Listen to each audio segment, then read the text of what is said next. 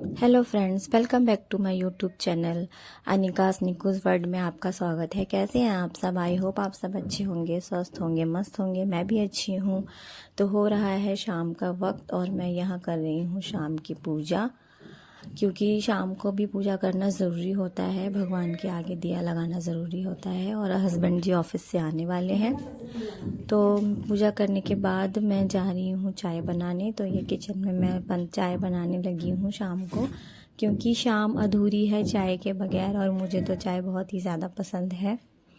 तो मैं शाम को चाय बनाती हूँ जब हस्बैंड आ जाते हैं तो, क्योंकि दिन में तो मैं चाय पीती नहीं, शाम को ही पीती हूँ। तो मैं बना लूँगी छोटा फटाफट से चाय। और कहते हैं ना कि अगर आप खुश नहीं हैं तो आपका किसी भी काम में मन नहीं लगता है। अगर आप खुश रहते हैं तो आपका हर काम में मन लगता है। तो वही है कि जो भी काम आप कर रहे हैं वो दिल से करें, खुश होकर करें, तो वो काम भी अच्छे से होता है और मन भी काम में लगता है। तो देखिए यहाँ पर हस्बैंड आ गए हैं और वो कर रहे हैं कुछ काम। आजकल बहुत ज़्यादा बिजी शेड्यूल चल रहा है, क्योंकि आप लोगों को पता है कि हम जाने वाले हैं अपने नए घर में, तो उसी के से रिलेटेड कुछ ना कुछ काम चल लगा ही रहता है। और ये तो कर रहे हैं अपना काम और मैं करने लग जाऊंगी फिर चाय बनाने के बाद अपने घर में डिनर की तैयारी।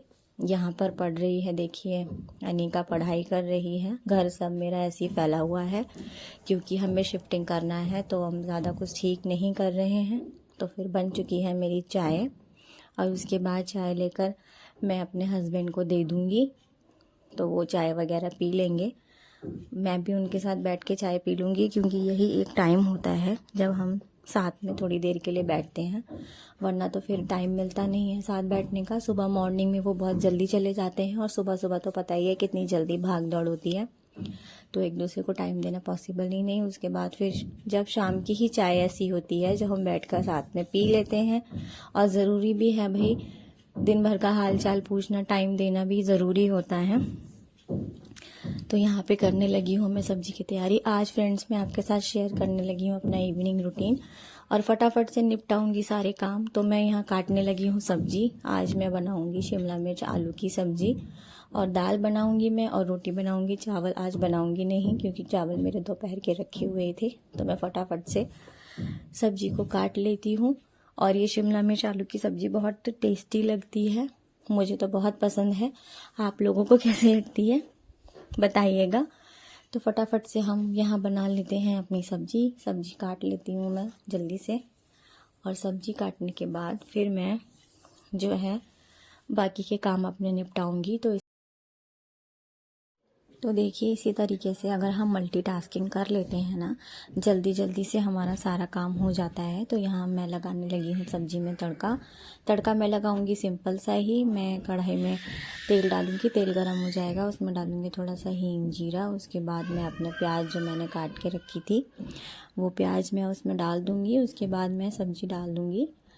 सब्जी मैं जो है वो पहले ही डाल लेती हूँ, क्योंकि सब्ज़ी फ्राई हो जाती है। तो मैं टमाटर आलू शिमला मिर्च सब एक साथ ही डाल दूँगी, और उसको थोड़ा देर हम भून लेंगे। उसे भूनने के बाद जो है वो फिर उसमें जो हमारे बेसिक से मसाले हैं वो हम डालेंगे, तो सब्ज़ी हमारी बहुत टेस्टी बनती है।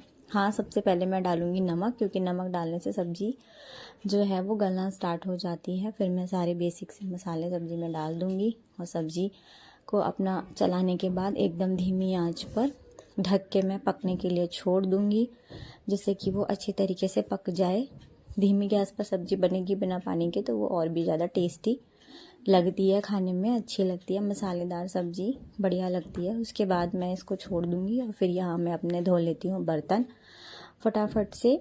इसी तरीके से अगर हम सारे एक के बाद एक सारे काम कर लेते हैं तो हमें आलस भी नहीं चढ़ती है, ठंड भी नहीं लगती है ज़्यादा। और ठंड तो हो ही रही है, तो ठंड में वैसे भी आलस चढ़ने लगता है। तो हम कोशिश करें कि एक काम को करने के बाद हम ना बैठें, कंटिन्यूसली सारे काम कर लें जल्दी जल्दी। तो इससे काम भी जल्दी हो जाएगा, टाइम की बचत भी हो जाएगी, और हमें ठंड भी ज़्यादा नहीं लगेगी। तो यहाँ मैं फटाफट से बर्तन धो लूँगी, और बर्तन धोने के बाद जो है देखूँगी आगे फिर मैं क्या करती हूँ। तो जब तक मेरे बर्तन धुल रहे हैं तब तक फ्रेंड्स मैं आपको एक टिप्स दे देती हूँ। अगर आप अपने घर में जो है वो नमक यूज़ करते हैं, मतलब मैं भी कैसी बात कर रही हूँ, नमक तो सभी यूज़ करते हैं, ये भी कोई कहने की बात है। हाँ, तो नमक तो सभी यूज़ करते हैं, मैं भी करती हूँ खाने में। नमक के बिना तो खाना एकदम से अधूरा है, मतलब कोई स्वाद ही नहीं है नमक के बिना, तो नमक के बिना कुछ भी नहीं है। तो नमक से रिलेटेड एक टिप्स मैं आपको देना चाहूँगी कि आप जो है कोशिश करें कि नमक सेंधा वाला ख़रीदें और उसी को सब्जी में डालें, यूज़ करें, वो ज़्यादा अच्छा होता है हेल्थ के हिसाब से। सफ़ेद नमक के अकॉर्डिंग पिंक सॉल्ट ज़्यादा अच्छा होता है खाने में भी, और सेहत के लिए हिसाब से भी अच्छा होता है। और आप कोशिश करें कि नमक को जो है वो प्लास्टिक के कंटेनर में बिल्कुल भी ना रखें।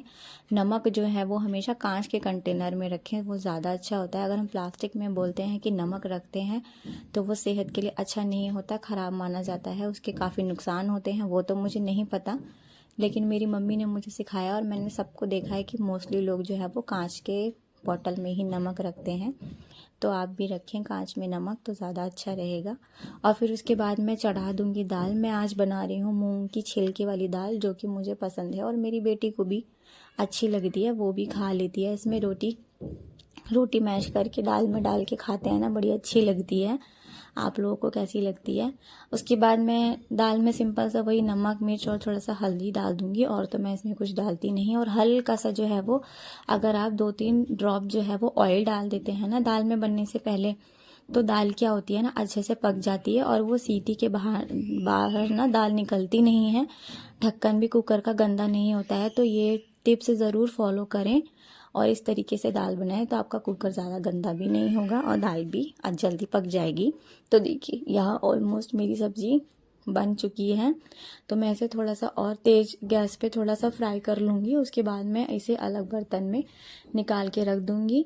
तो मैं क्या करती हूँ ना, मैं फटाफट से सब्ज़ी बनाती हूँ और जल्दी से उसे कढ़ाई से निकाल के रख लेती हूँ, और उसके बाद कढ़ाई को जो है मैं हाथ के हाथ धो देती हूँ, जिससे मुझे आलस भी नहीं चढ़ता, क्योंकि बड़े बर्तन धोना बहुत झंझट लगता है फ्रेंड्स, आपको पता है। और ठंडी में तो बहुत ही ज़्यादा पहाड़ जैसा काम लगता है बर्तन धोना, क्योंकि पानी इतना ठंडा रहता है इस वजह से। तो फटाफट से कढ़ाई धुलने के बाद मैं करने लगूंगी तड़के की तैयारी। तो तड़के के लिए मैंने लहसुन छील लिया था, तो मैं लहसुन और लाल मिर्च जो होती है ना, साबुत जीरा और हींग का तड़का लगाऊंगी देसी घी में। और ये तड़का जो है वो बहुत ज़्यादा अच्छा लगता है, दाल बहुत टेस्टी लगती है। सॉरी, देसी घी में नहीं, आज मैं तेल में ही तड़का लगा रही हूँ, क्योंकि घी में तड़का लगाने से क्या होता है ना, सर्दियाँ हुई हैं तो वो घी जम जाता है, तो वो बार बार दाल को गर्म करनी पड़ती है। तो यहाँ देखिए, ये मुझे कुछ दिखा रही है फ़ोन में पिक्स वगैरह, तो मैं काम भी करती जा रही हूँ और सौम्य की बात भी सुन रही हूँ। तो इसी तरीके से मैं अपने सारे काम से कर लेती हूँ। अब मैं लगा लूँगी फ्रेंड्स आटा, और आटा भी मैं मल्टीग्रेन आटा यूज़ करती हूँ, सादा वाला आटा नॉर्मल मैं यूज़ नहीं करती, क्योंकि मल्टीग्रेन डाइजेशन के लिए भी अच्छा होता है और हेल्थ बेनिफिट्स भी इसके काफ़ी होते हैं अकॉर्डिंग टू सिंपल आटे के। लेकिन बस यही है कि ये थोड़ा सा महंगा पड़ता है, बट पेट के लिए अच्छा है, क्योंकि आपको पता है कि एनसीआर का मतलब नोएडा दिल्ली का जो पानी है वो बहुत ही ज़्यादा बेकार पानी है, और हम आरओ का वाटर ही पीने के लिए यूज़ करते हैं। तो जो सिंपल आटा होता है ना, वो मतलब डाइजेशन में बहुत प्रॉब्लम करता है, मतलब मुझे बहुत प्रॉब्लम होती थी, तो मैंने इसीलिए मल्टीग्रेन यूज़ करना शुरू कर दिया। तो मैं वही मल्टीग्रेन आटा ही यूज़ करती हूँ।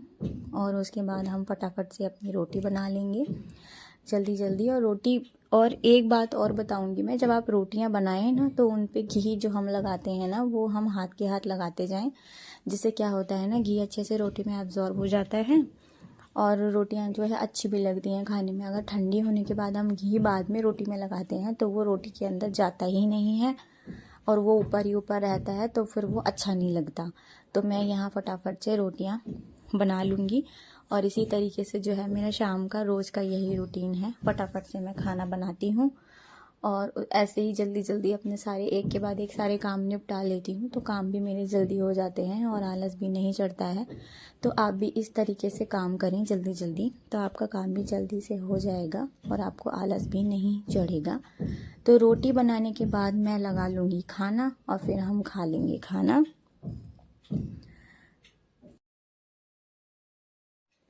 तो रोटी बनाने के बाद मैं जल्दी से खाना लगा दूंगी।